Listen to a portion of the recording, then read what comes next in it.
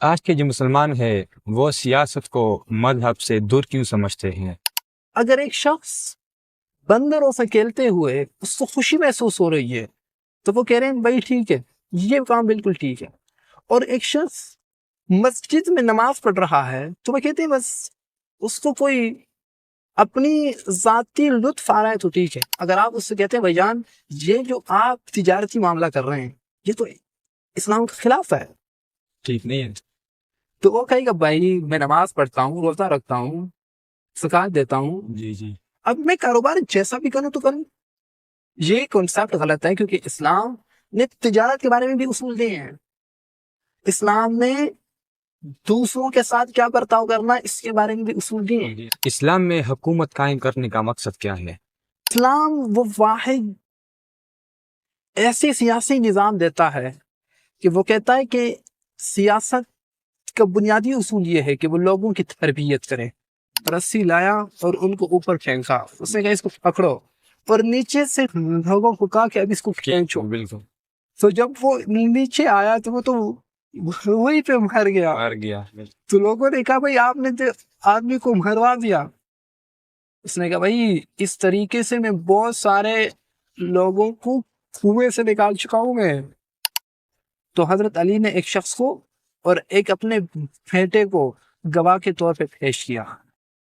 تو قاضی نے کہا کہ بھائی بیٹی کی جو گواہی ہے وہ باپ کے لیے تسلیم نہیں کی جاتی، لہٰذا یہ زیرہ یہ یہودی کو دے دو. حالانکہ وہ زیرہ حضرت علی کا تھا، خلیفہ حضرت علی رضی اللہ عنہ، لیکن اس کے باوجود اس کے خلاف مقدمہ چلا. جی السلام علیکم فرینڈس، امید کرتا ہوں کہ آپ لوگ خیر و عافیت سے ہوں گے. آج ایک نئے پوڈ کاسٹ کے ساتھ اور ایک نئے انداز کے ساتھ آپ لوگوں کی خدمت میں حاضر ہیں، اور میں ایک بار پھر اپنی فیوریٹ پرسنالٹی حضرت سہیل کے ساتھ.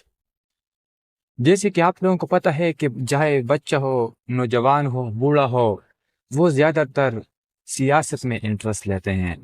ان لوگوں کو یہ پتہ نہیں ہوتا کہ سیاست کیا ہے.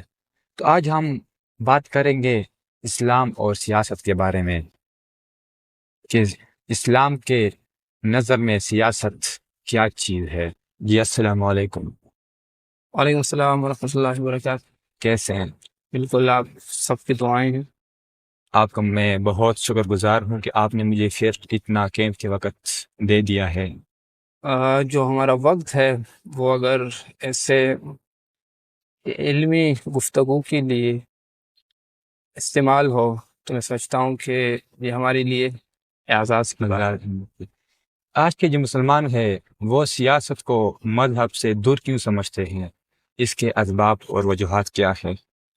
بہت اہم اور بہت ہی اچھا سوال. جب سے مسلمانوں پر یورپ نے قبضہ کیا ہے، ان کے علاقوں میں جا کے ان کے حکمرانوں کو ان کے اوپر سیاسی غلبہ حاصل کیا ہے، جی.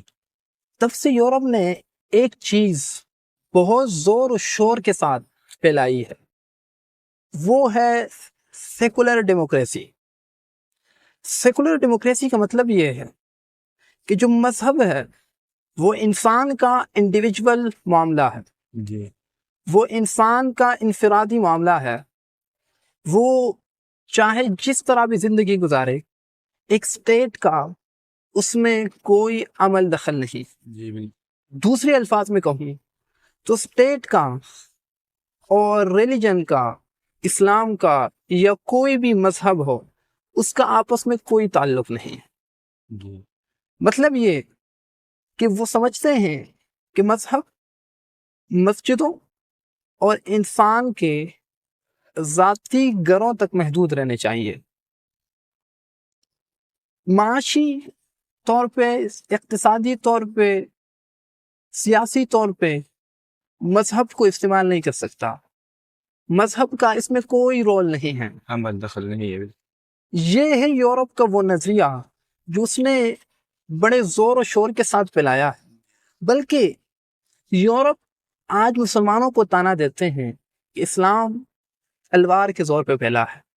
حالانکہ ایک شاعر نے کیا خوب کہا ہے کہ یہ بتا دیا کہ کیا پھیلا ہے تیغ کے زور سے، یہ ارشاد نہ ہوا کیا پھیلا ہے توپ کے ذریعے۔ سبحان اللہ۔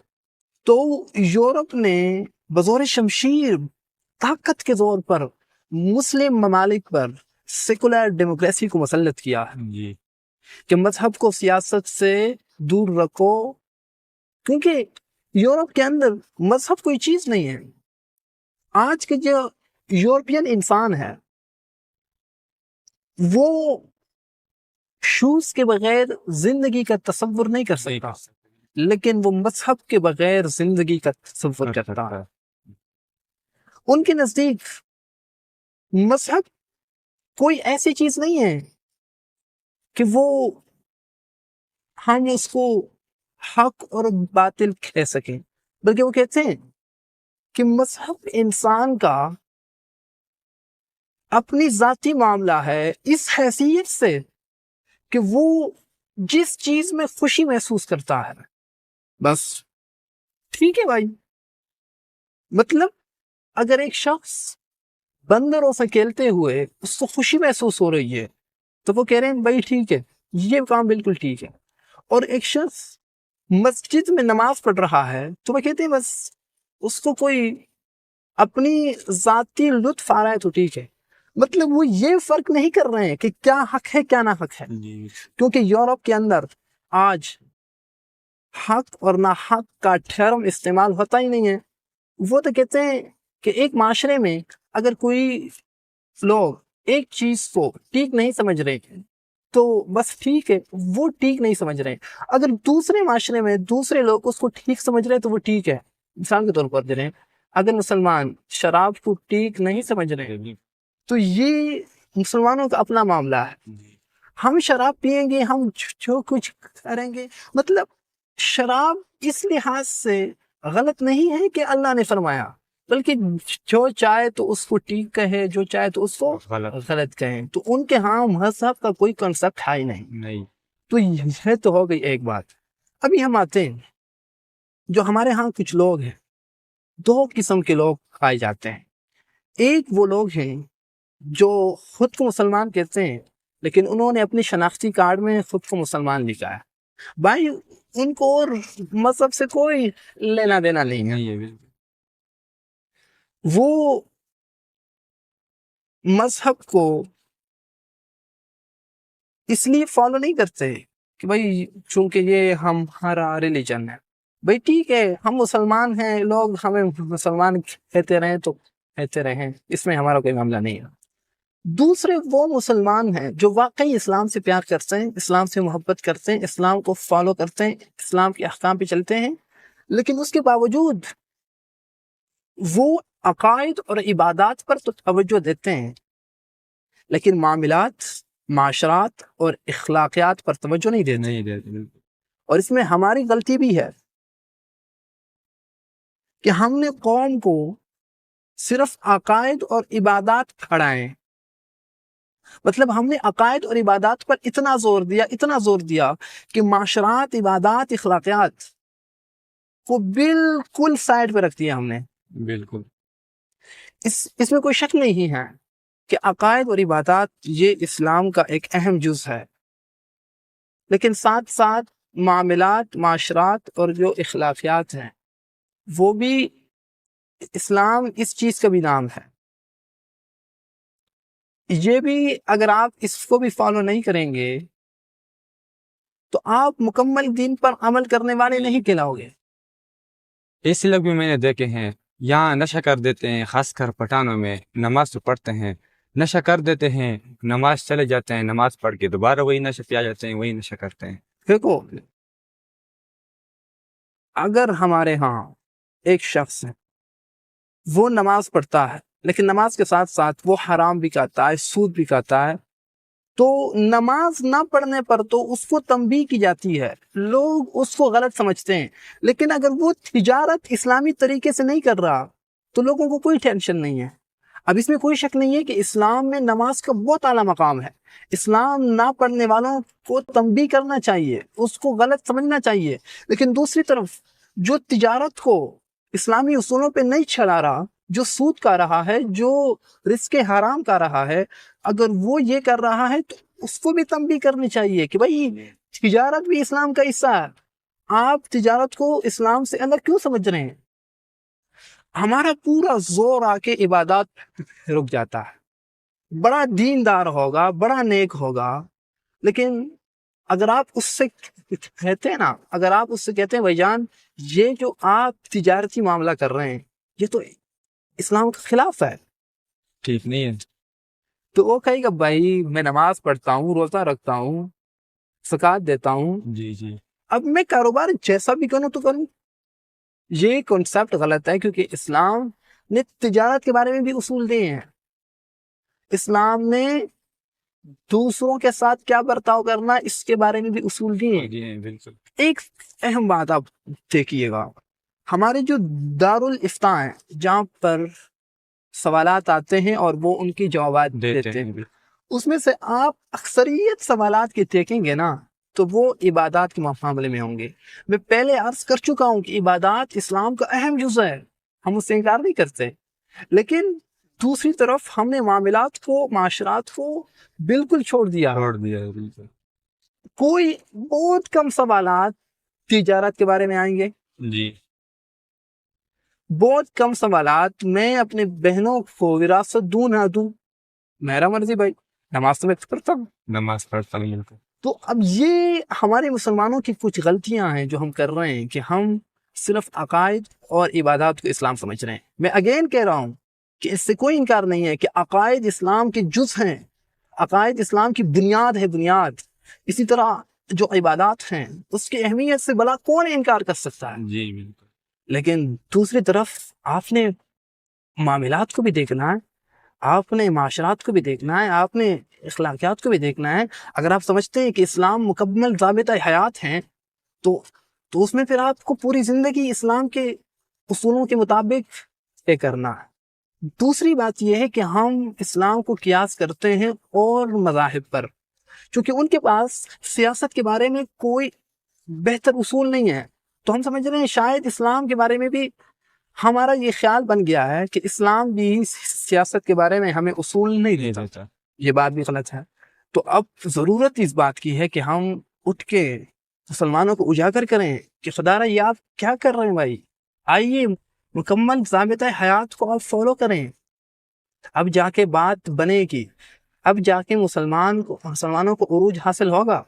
ورنہ اگر ہم صرف نماز کے حد تک رہ جائیں تو یہ ہماری بہت کمزوری ہے۔ تو یہ ہے کچھ باتیں کہ مسلمان اسلام کو کیوں دور سمجھ رہے ہیں۔ کئی اسباب ہیں، کئی وجوہات ہیں، لیکن جو میں نے وہ بنیادی اسباب کہ ایک تو یورپ نے یہ تاثر دیا، دوسرے ہمارے مسلمانوں نے اس تاثر کو قبول کیا، اور آج کے لوگ جو سیکولرزم کی تردید کرتے ہیں، اور اچھی بات ہے کہ وہ اپنے ذہن میں سیکولرزم کو اچھا نہیں مانتے، لیکن وہ اپنے اعمال سے یہ ثابت کر رہے ہیں کہ سیکولرزم ٹھیک ہے، مطلب وہ خود تجارت اسلام کی اصولوں پہ نہیں کر رہا۔ یہ میں تجارت کو بار بار اس لیے میں ہائی لائٹ کر رہا ہوں کہ یہ مثال زیادہ لوگوں کو سمجھ آئے گی۔ آپ ذرا یہ سیکولرزم تھوڑا سا سمجھائیں ان لوگوں کو کہ سیکولرزم کیا ہوتا ہے۔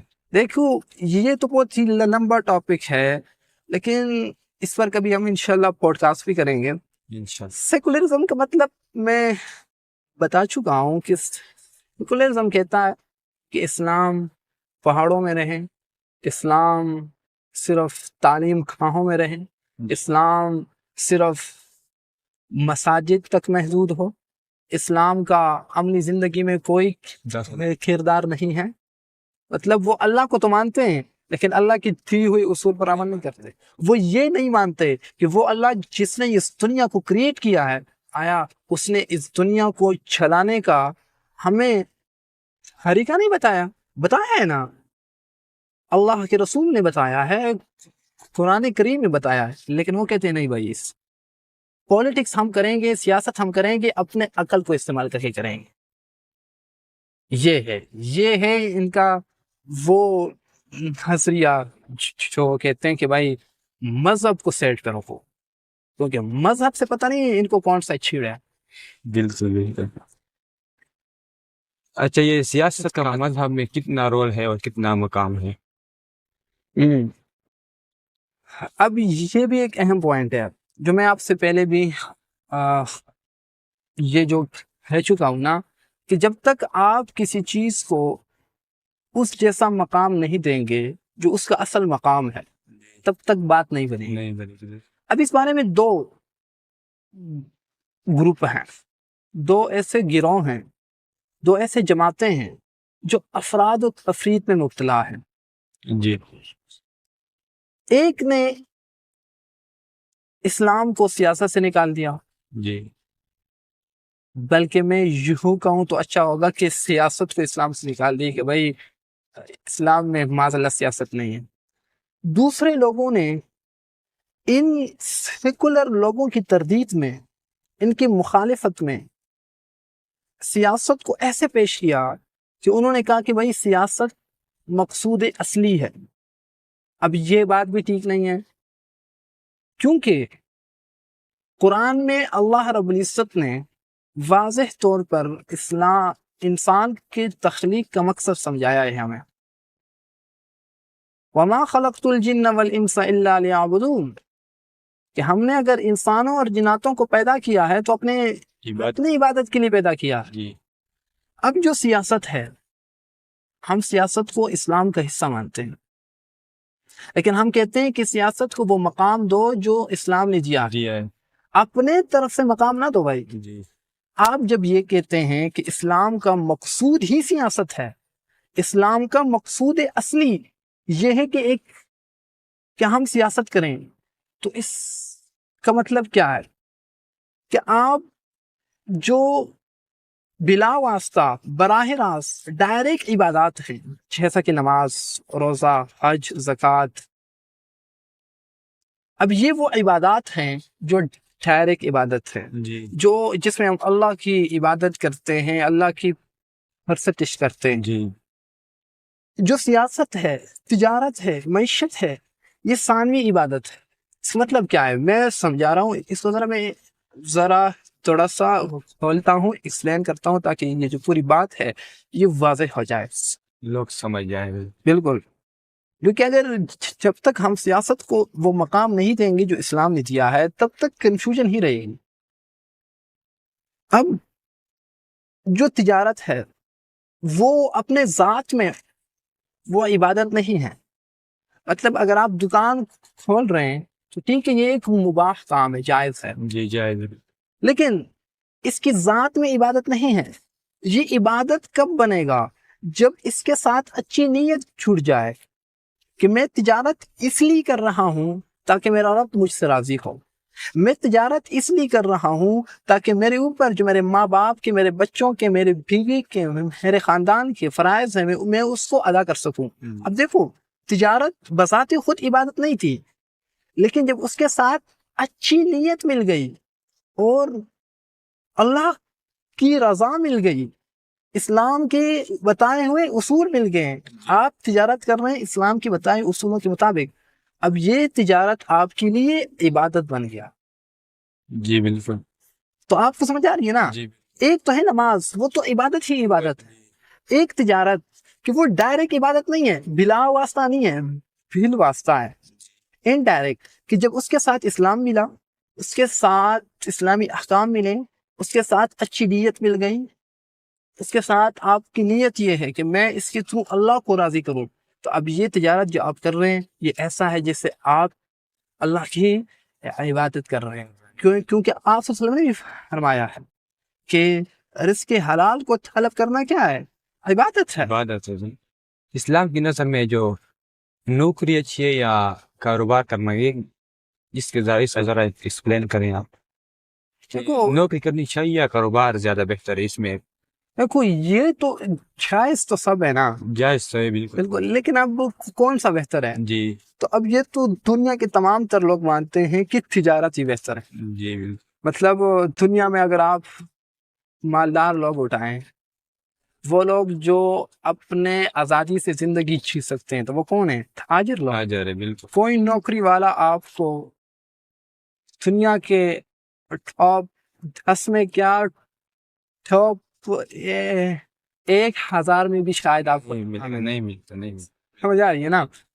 اس میں تو کوئی بات نہیں ہے، لیکن چونکہ اگر رزق حلال آپ کما رہے ہو تو چاہے وہ تجارت ہو بھی ہو، لیکن اسلام میں تجارت کی اہمیت زیادہ ہے، اور خود حضور صلی اللہ علیہ وسلم نے تجارت کی ہے. سمجھا رہی ہے نا. اور جو فریڈم ہے، دیکھو انسان کی سب سے بڑی خواہش ہوتی ہے فریڈم، آزادی، کہ بھائی میرے اوپر کوئی روک ٹوک نہ ہو. تو تو تجارت آپ کو پرسنل فریڈم دیتا ہے. آپ پر اوپر سے کوئی ایسا بوجھ نہیں ہوگا کہ بھائی آپ کہیں کہ بھائی میں نے فلاں سے چھٹی مانگنی ہے اور پتہ نہیں مجھے چھٹی ملی. تو بہرحال اب ہم آتے ہیں اپنے ٹاپک کی طرف، کہ اب جس طرح تجارت ڈائریکٹ عبادت نہیں ہے بلکہ بالواسطہ عبادت ہے، اسی طرح جو سیاست ہے وہ بھی ڈائریکٹ عبادت نہیں ہے، بالواسطہ عبادت. کہ اس تجارت کو آپ اسلام کے دیے ہوئے احکام پر کے اصولوں میں اور قرآن و حدیث کی بتائے ہوئے احکام کے مطابق آپ سیاست کریں گے تو آپ کو ثواب ملے گا. لیکن اب جس طرح جو نماز ہے، روزہ ہے، حج ہے، ان میں بعض کو بعض پر فقیت حاصل ہے، اسی طرح جو بالواسطہ عبادات ہیں، انڈائریکٹ عبادات ہیں، اس میں بھی بعض کا جو درجہ ہے وہ اعلیٰ ہے. اب سیاست کا درجہ اس لیے اعلیٰ ہے کہ سیاست کا مفاد پوری قوم کے ساتھ جڑا ہوتا ہے، کہ اگر آپ اچھی سیاستدان آپ کو میسر ہیں، آپ اچھی سیاست کر رہے ہیں، تو اس کا فائدہ پوری قوم کو ہوگا. تو یہ اس لیے سیاست میں، تو اس لیے اسلام میں سیاست کا جو مقام ہے وہ اعلیٰ ہے. لیکن میں پہلے بھی عرض کر چکا ہوں کہ سیاست مقصود اصلی نہیں ہے. مطلب اگر آپ یہ کہہ رہے ہیں کہ جو لوگ سیاست کر رہے ہیں بس وہی دین کا کام کر رہے ہیں، باقی سب غلط ہے، جو لوگوں کو جو تبلیغ کر رہا ہے، جو درسگاہ میں بچوں کو پڑھا رہا ہے، وہ گویا اسلام کے اصلی مقام سے ناواقف ہے. اگر آپ کا یہ خیال ہے تو یہ ٹھیک نہیں ہے. اسلام بھی سیاست کا حصہ ہے، ہم اس کو حیثیت دیتے ہیں. اور قرآن میں بھی اللہ رب العزت نے جو سیاست کرنے کا جو بتایا ہے کہ میں دنیا میں حکومت کیوں دیتا ہوں، اس لیے کہ وہ نماز قائم کریں، وہ زکوٰۃ دیں، وہ امر بالمعروف و نہی عن المنکر کریں، لوگوں کو اچھائی کی دعوت دیں اور برائی سے روکیں. سیاست کے یہ مقاصد اللہ نے بیان فرمائے. تو آپ اس کو مقصود اصلی کیسے کہہ سکتے ہیں؟ اس کا مطلب یہ ہے کہ اگر آپ اس کو مقصود اصلی کہیں کہ سیاست ہی اصل اسلام ہے، سیاست قائم نہیں ہوگا تو گویا اسلام پر عمل ممکن ہی نہیں ہے.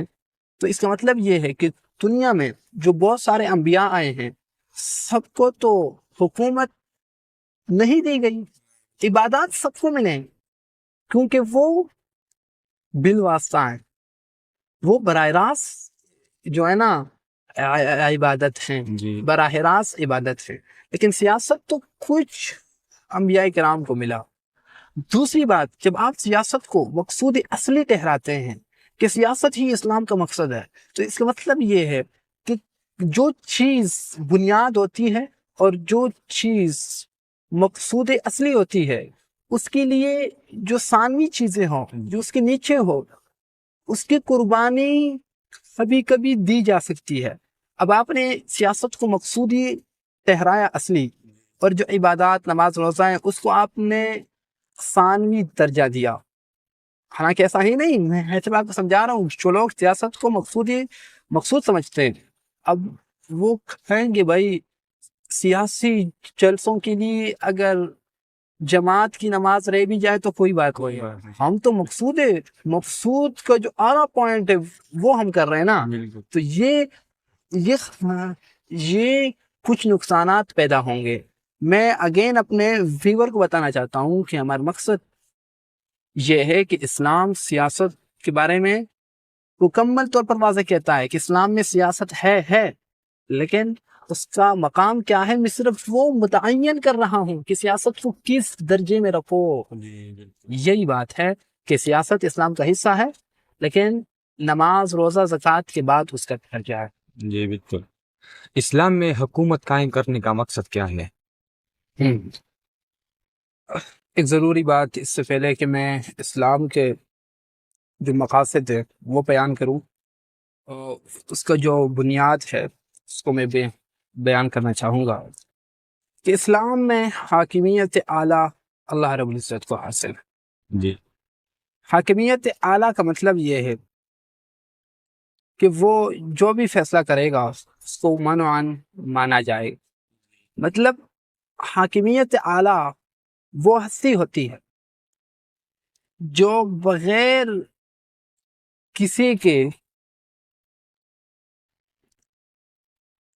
حاکمیت اعلیٰ کا مقصد یہ ہے، مراد یہ ہے اس سے کہ وہ فیصلہ کرنے میں کسی اور کا محتاج نہیں ہے۔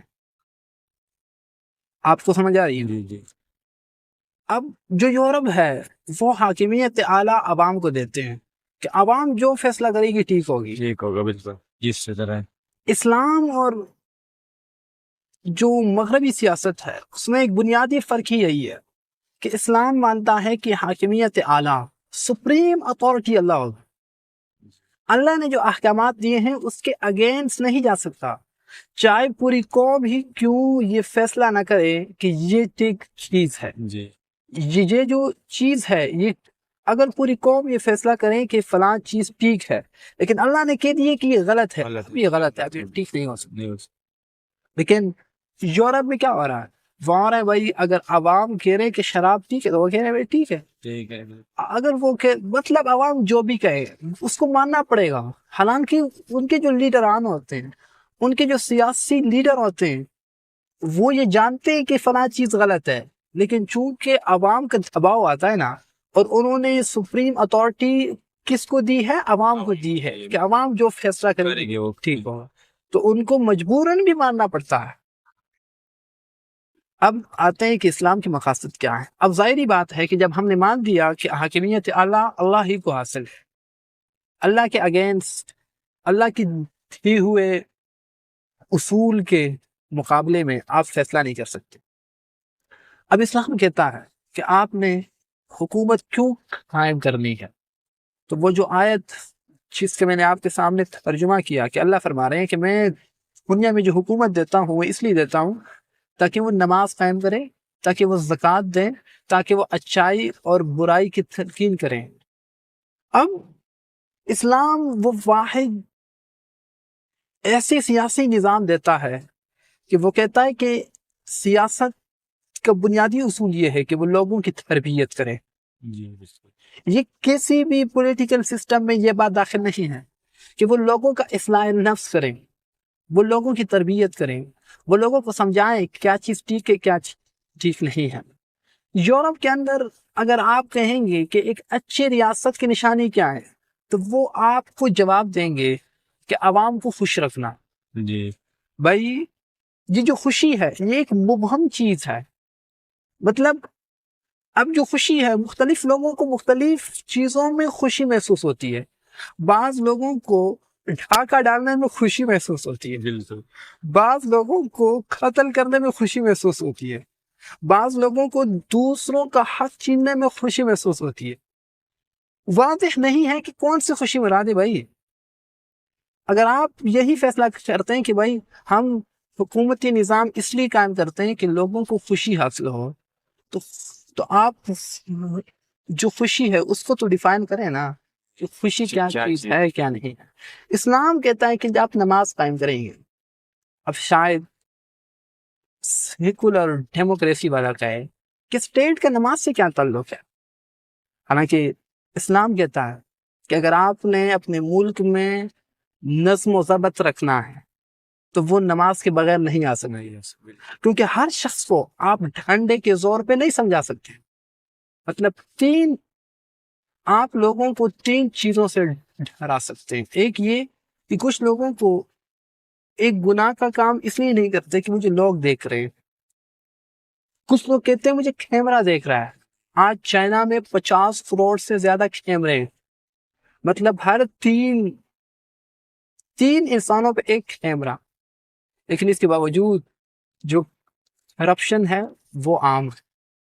یورپ میں اگر ایک عام شخص صبح کو نکلتا ہے اور شام کو اپنے گھر آتا ہے تو ایوریج ایک دن میں تقریباً 60-70 بار وہ کیمرے کے زد میں آتا ہے، لیکن اس کے باوجود وہاں جرائم کس قدر زیادہ ہے۔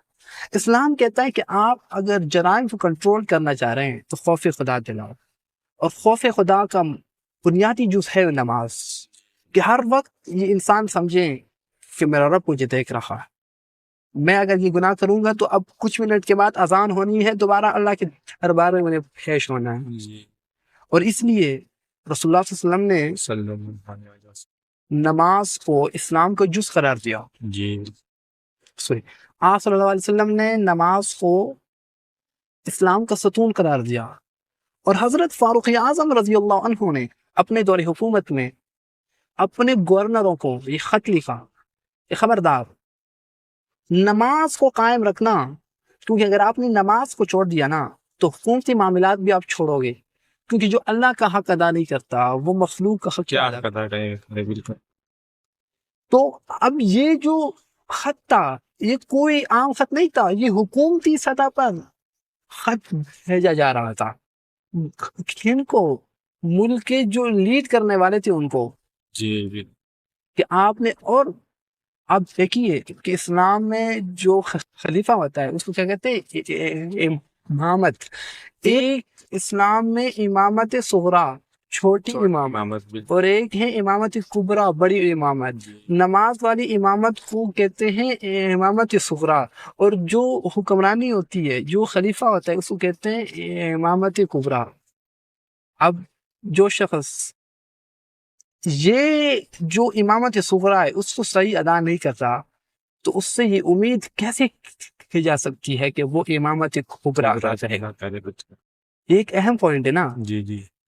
تو اسلام کے ہاں جو بھی خلیفہ ہوتا تھا وہ نماز پڑھاتا تھا۔ جمعہ نماز پڑھانے میں جو شرائط آتے ہیں اس میں سے ایک شرط یہ ہے کہ امام جمعے کا نماز پڑھائے گا، اس علاقے کا جو سربراہ ہوتا ہے وہ جمعے کا نماز پڑھائے گا۔ تو یہ ہے اسلام کا کنسیپٹ۔ دوسرا، اسلام کا جو مقصد ہے کہ ہاں پولیٹیکل سسٹم کیوں حاصل کر رہے ہیں، کیوں طاقت حاصل کر رہے ہیں، کہ آپ زکوٰۃ ادا کریں، کیونکہ اگر زکوٰۃ نہیں ہوگا تو امیر تر ہوتا چلا جائے گا، غریب تر ہوتا چلا جائے گا۔ کیپٹلزم میں کیا ہو رہا ہے؟ جو امیر ہے دن بدن امیر ہو رہا ہے، جو غریب ہے دن بدن غریب ہو رہا ہے، چاہے وہ فرد ہو یا ملک ہو۔ جو ممالک امیر ہے وہ مزید ترقی کر رہے ہیں، جو غریب ہے وہ دن بدن غریب ہو جا رہا ہے۔ وجہ کیا ہے؟ سودی نظام۔ وجہ کیا ہے؟ کیپٹلزم۔ تو اسلام کہتا ہے کہ اگر آپ نے غریبوں کا حق ادا کرنا ہے تو آپ نے اپنے مال میں سے کچھ ان کو بھی دینا ہے۔ اللہ نے فرض کر دیا زکوٰۃ کو۔ اور ایک دوسری وجہ کہ معاشرے میں برائی کا ایک اہم جز ہوتا ہے مال کی محبت۔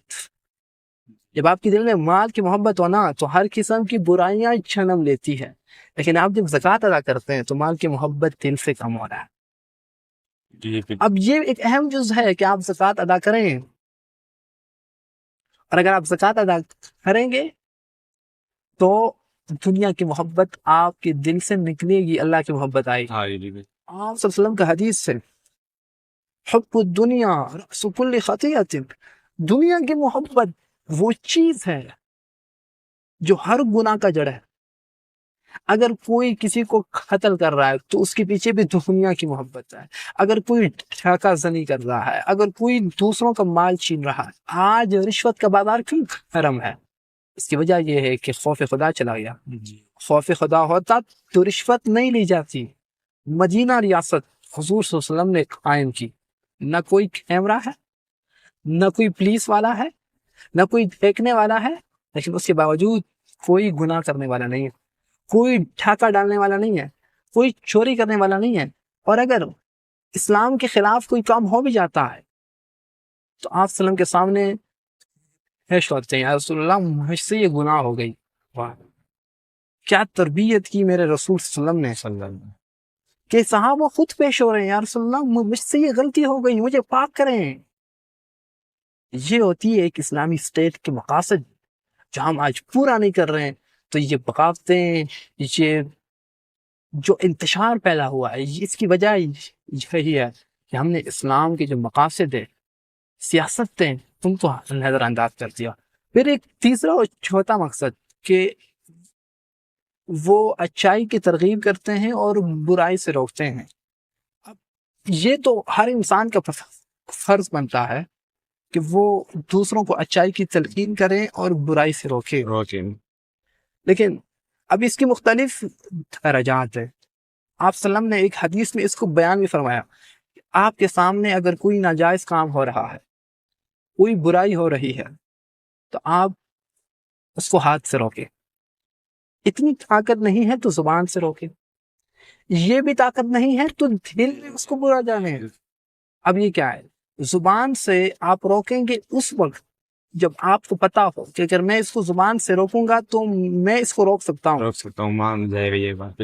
حضرت عبداللہ بن عمر رضی اللہ عنہ حجاج بن یوسف بہت ظالم حکمران گزرے. جی اس کی کوئی بات اس کو اچھی نہیں لگی تو اس نے کہا کہ میں چاہتا تھا کہ اس کو جواب دوں حجاج بن یوسف کو.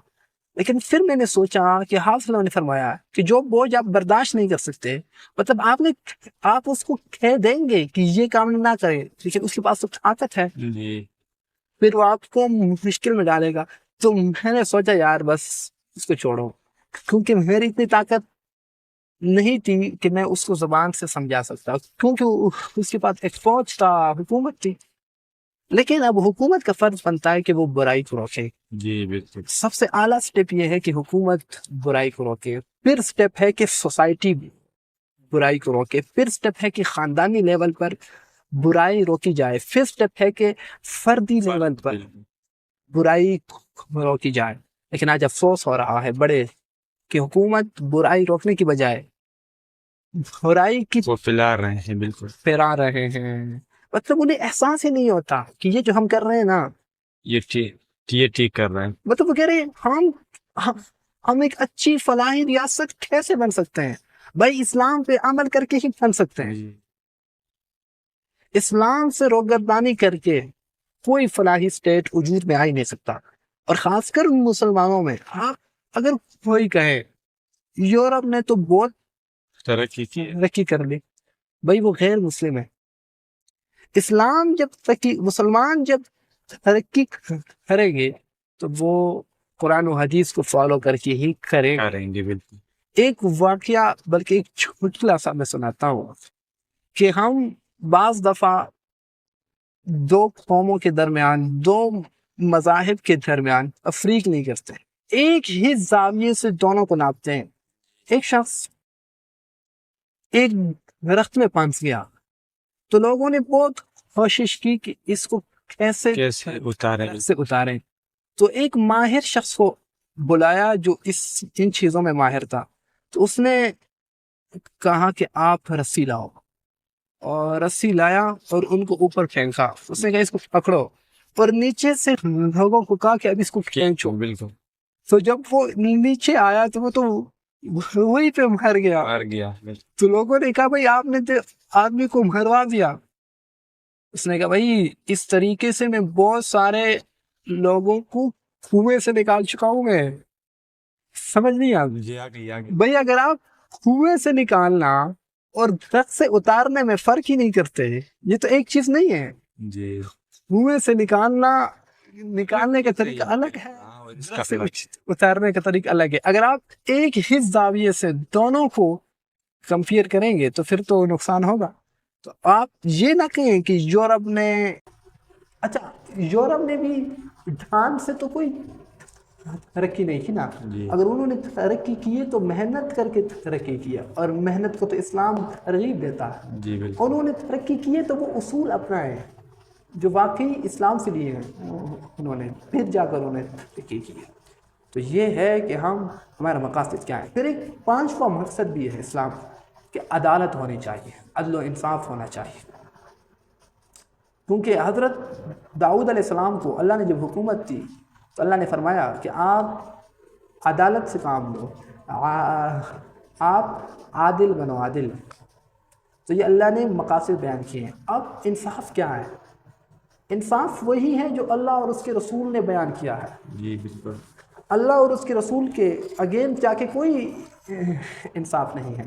آج کے جو سیکولر طبقہ ہے وہ انصاف کو بہت پھیلاتا ہے، ہم تو اسلام دیتے ہیں، سوری، تو آج کا جو سیکولر طبقہ ہے وہ بھی انصاف کی بات کر رہا ہے اور بہت زور و شور سے کر رہا ہے، لیکن وہ انصاف نہیں ہے جو اللہ اور اس کے رسول نے دیے ہیں۔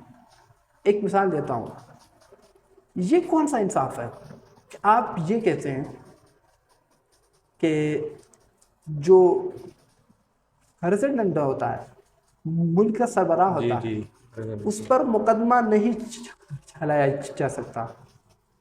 بھائی اسلام کہتا ہے وہ بادشاہ کیوں نہ ہو، وہ خلیفہ کیوں نہ ہو، اس پر مقدمہ چلایا جا سکتا ہے۔ بالکل۔ حضرت علی رضی اللہ عنہ سے ایک زیرہ گم ہو گیا تو اس نے ایک یہودی کو دیکھا جو وہ زیرہ بیچ رہا تھا، تو اس نے کہا یہ تو میرا ہے۔ وہ یہودی گیا سیدھا عدالت میں اور حضرت علی سے مطالبہ کیا کہ آپ 2 گواہ پیش کرو، 2 گواہ جی پیش کرو۔ اب حضرت علی نے ایک صحابی کو، تو حضرت علی نے ایک شخص کو اور ایک اپنے بیٹے کو گواہ کے طور پہ پیش کیا۔ تو قاضی نے کہا کہ بھائی بیٹی کی جو گواہی ہے وہ باپ کے لیے تسلیم نہیں کی جاتی، لہٰذا یہ زیرہ یہ یہودی کو دے دو۔ حالانکہ وہ زیرہ حضرت علی کا تھا، خلیفہ تھا، خلیفہ حضرت علی رضی اللہ عنہ، لیکن اس کے باوجود اس کے خلاف مقدمہ چلا۔ ہماری اسلامی ریاست میں، جو ہماری اسلامی تاریخ میں بڑے بڑے بادشاہوں پر مقدمہ چلا، لیکن یہ کون سا انصاف ہے کہ سربراہ ملک پہ مقدمہ نہیں چل سکتا؟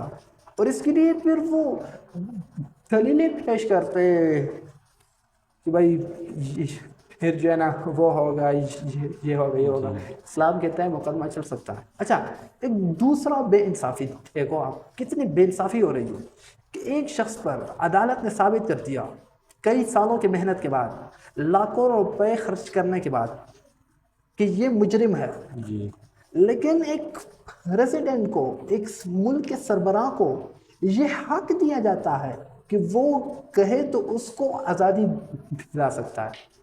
بھئی مقدمہ ثابت ہو چکا ہے، جرم ثابت ہو چکا ہے کہ یہ مجرم ہے، ایک مجرم کو ایک ملک کا سربراہ کیوں چھوڑا سکتا ہے؟ یہ کون سا انصاف ہے؟ یہ کون سا عادل ہے؟ تو جو انصاف کی ڈیفینیشن قرآن و حدیث نے کی ہے وہی انصاف ہے، باقی ویسے باقی ڈرامہ بازیاں۔ تو یہ ہے اسلام کی کچھ مقاصد جو میں نے۔ تو اچھا، تو یہ حکمران کے اندر کیا کیا صفات ہونی چاہیے؟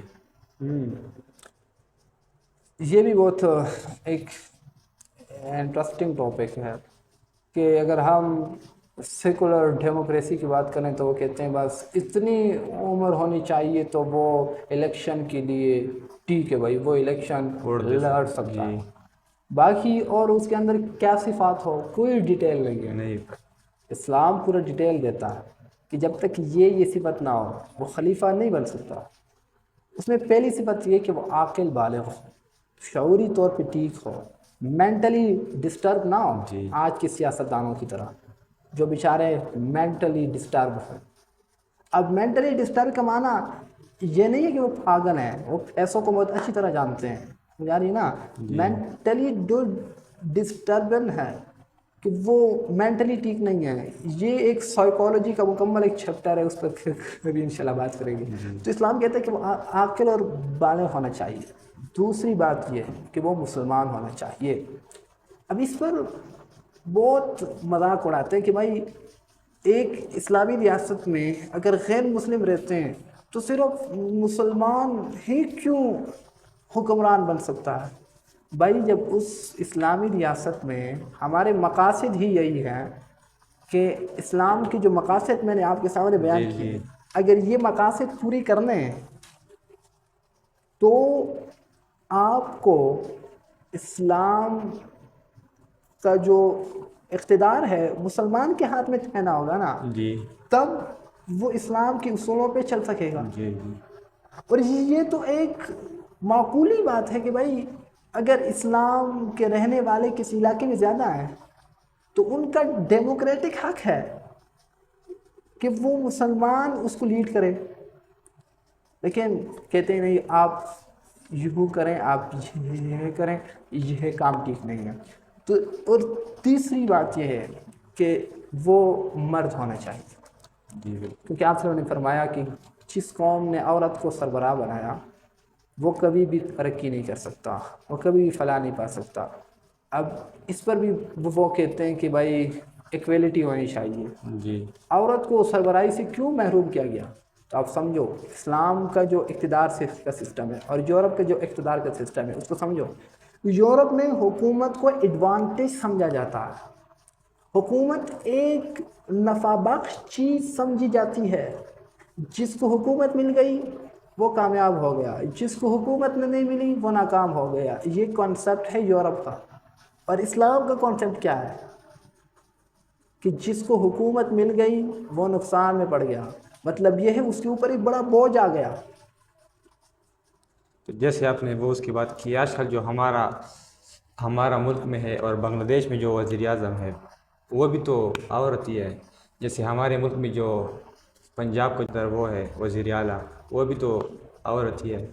تو اس کے بارے میں کیا کہنا چاہیں گے آپ؟ یہ ایک پورا ٹاپک ہے انشاءاللہ اس پر ہم پوڈ کاسٹ بنائیں گے کہ اسلام عورت کی حکمرانی کے بارے میں کیا کہتا ہے. اس کو ابھی فی الحال اگر اس کو اب ڈسکس کریں گے تو شاید ہمارے جو ہمارے پاس وہ فور ہو جائے. تو میں عرض کر رہا تھا کہ اسلام حکمرانی کو نفع بخش چیز نہیں سمجھتا. اسلام تو کہتا ہے کہ جس کو حکمرانی نہیں ملی وہ اچھا ہو گیا کہ ایک اتنا بڑا بوجھ اس کے سر پہ نہیں آیا. اور یورپ کہتا ہے کہ نہیں حکمرانی مل گئی تو کامیاب ہو گئے آپ کی تو ہی آپ زندگی کو انجوائے کر سکو گے. تو اسلام نے تو عورت پہ احسان کیا بھائی کہ اتنے بڑے بوجھ سے اس کو آزاد کیا ہے. اور حضرت عمر رضی اللہ عنہ کی جب وفات ہو رہی تھی تو کسی نے کہا اپنے بیٹے کو حکمران بنا دو. تو اس نے کہا بھائی یہ اتنا بڑا بوجھ جو میرے سر پڑ چکا ہے میں نہیں چاہتا کہ میرے خاندان کے مزید لوگ بھی یہ بوجھ برداشت کریں. اب یہ بالکل واضح ہو گیا کہ اسلام تو حکومت کو منافع سمجھتا ہی نہیں ہے.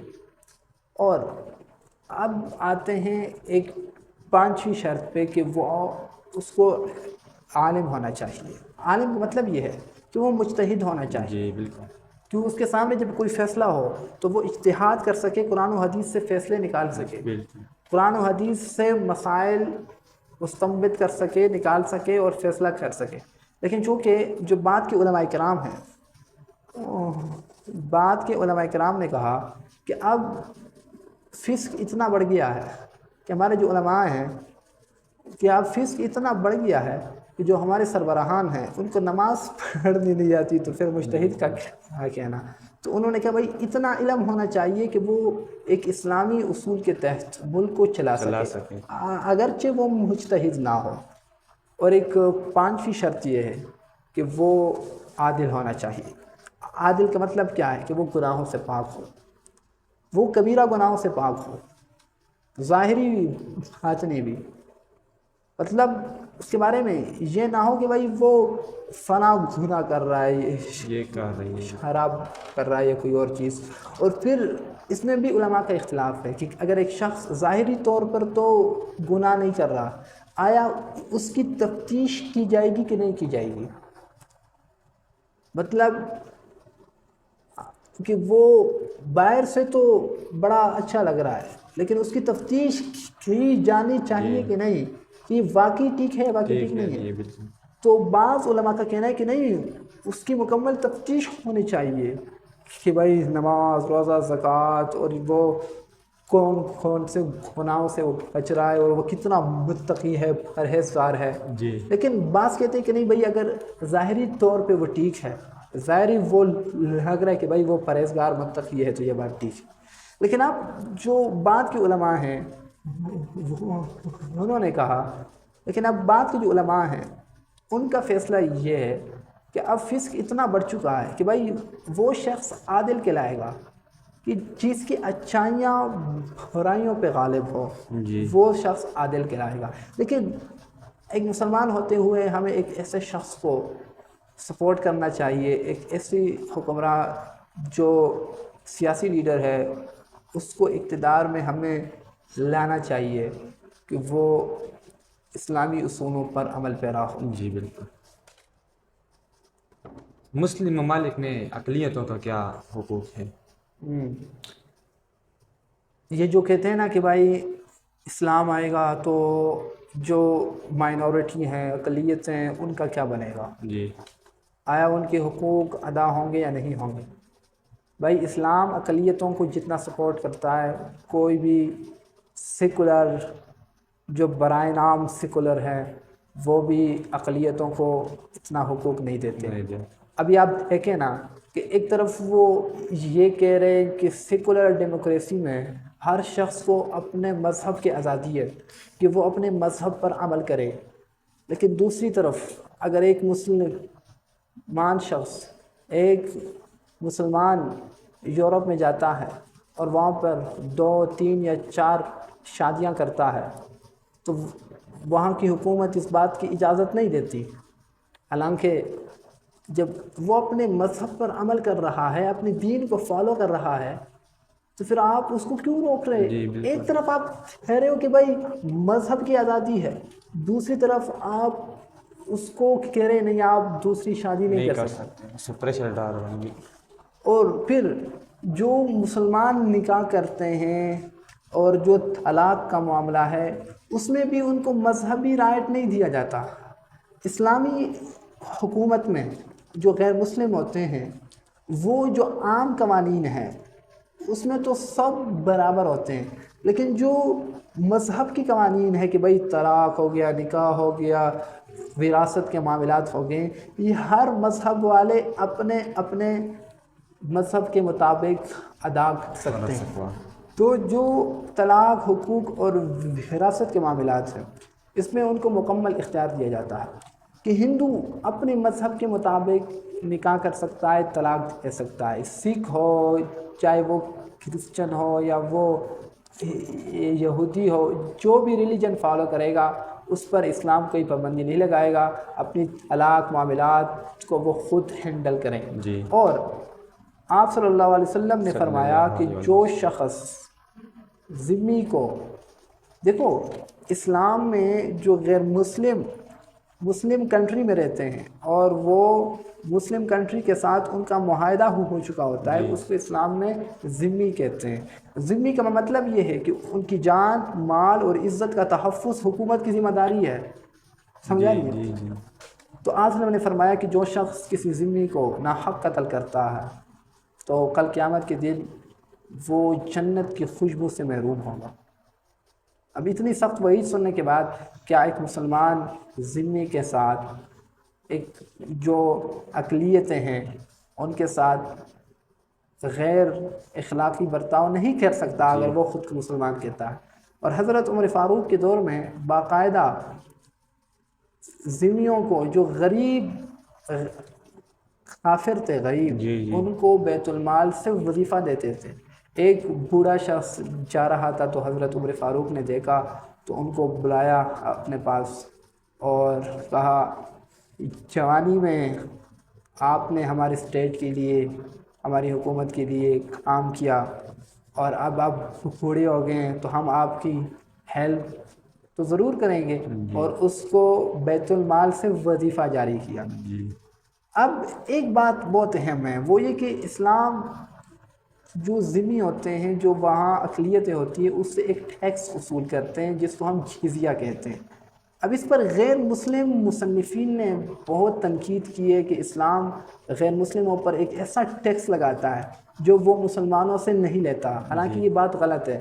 اگر ہم ذمیوں سے جزیہ لیتے ہیں تو مسلمانوں سے زکوٰۃ لیتے ہیں، مسلمانوں سے عشر لیتے ہیں. عشر کا مطلب یہ ہے کہ آپ زمین کاشت کر رہے ہیں تو زمین کا 10واں حصہ حکومت کو دینا پڑے گا آپ کو. اور یہ جو جزیہ ہے یہ ہم کیوں لیتے ہیں؟ تاکہ ان اقلیتوں کی پروٹیکشن کریں ہم، اور پھر ان اقلیتوں کو ہم مالی طور پر بھی سپورٹ کرتے ہیں، ان کو بیت المال سے سپورٹ کرتے ہیں. اور اگر اسلام میں کوئی دوسرا کنٹری مسلم اسٹیٹ پر حملہ کرے تو خلیفہ کو یہ حق ہے کہ وہ عام مسلمانوں کو بھی جنگ کے لیے بھیجیں. عام مسلمانوں کو بھی جنگ کے لیے بھیجیں، لیکن وہ ذمی کو جنگ کے لیے نہیں بھیج سکتا کہ وہ ذمی سے کہے، اقلیتوں سے کہے کہ آپ جنگ کے لیے جائیں. ان پر زبردستی نہیں ہو سکتی. تو ایک طرف اگر ہم ان سے جزیہ لیتے ہیں، اور جزیہ زکوٰۃ کے معاملے میں بہت تھوڑا ہے، بہت کم ہے. اور جزیہ جو ہوتا ہے وہ غریب اقلیتوں سے نہیں لی جاتی. اگر ایک کافر ہے اور وہ غریب ہے تو اس سے اسلام جزیہ ٹیکس نہیں لیتا، لیکن جو مالدار ہیں اس سے یہ ٹیکس لیتے ہیں. تو اسلام ہی واحد وہ ریلیجن ہے جو اقلیتوں کو بھی سپورٹ کرتا ہے. ہاں، یہاں ایک بات بہت اہم ہے. اگر کسی بھی مسلم ملک میں اقلیتوں پر ظلم ہو رہا ہے تو یہ اسلام کی غلطی نہیں ہے بھائی. اسلام نے تو صاف کہہ دیا کہ اقلیتوں پر ظلم نہیں کرنا.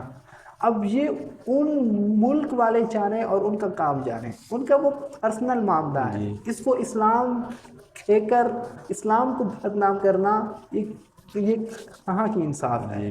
مطلب انسان جو ذرا بھی ذہن رکھتا ہے کہ بھائی اگر ایک شخص دوسرے پہ ظلم کرتا ہے تو اس میں اسلام کا تو کوئی قصور نہیں ہے نا. مسلمان بھی ایسے مسلمان تو بہت ہیں جو کہ اسلام کو ٹھیک طرح فالو نہیں کر رہے ہیں.